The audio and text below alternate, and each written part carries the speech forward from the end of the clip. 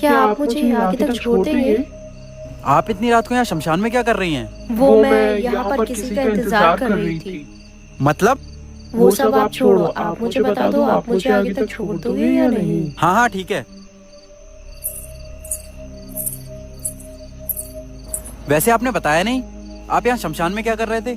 इंतजार। मगर किसका? मेरे पति का। अपने पति का? आपके पति मर गए हैं क्या? नहीं, मरी तो मैं हूँ। तुम मर गई हो? मजाक करने को मैं ही मिला था क्या, और कोई नहीं मिला?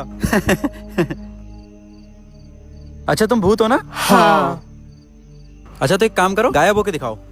किसने कहा कि भूत गायब होते हैं? होते हैं मैम, होते हैं। मंगल भावनया मंगल